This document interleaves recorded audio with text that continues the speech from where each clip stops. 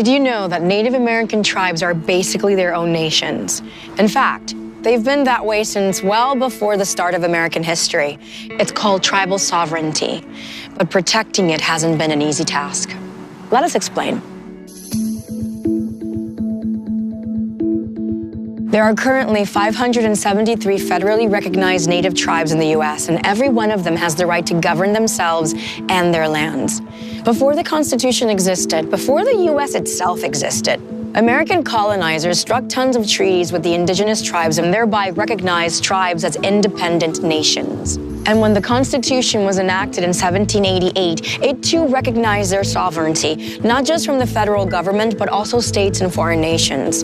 But soon after, their sovereignty was put at risk. In the 1800s, a series of Supreme Court cases ruled that indigenous tribes were domestic dependent nations, meaning they had lost certain rights of a self-governing nation like raising an army because they were seen as inferior people in the eyes of the United States Supreme Court.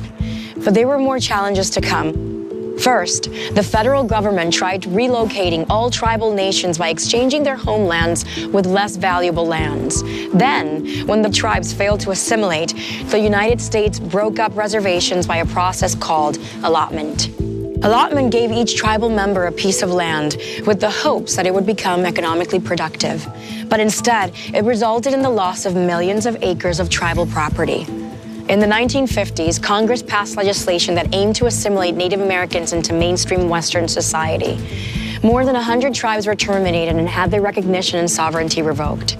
The result was a flurry of economic and social issues for the Native community, issues that persisted even after the policy ended.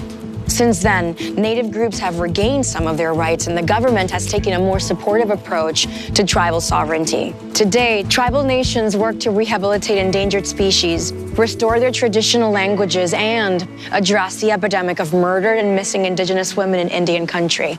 But the debate still isn't over, because the right of Indian nations to self-govern is often being redefined and challenged, despite the fact that its history predates even the birth of our colonized nation.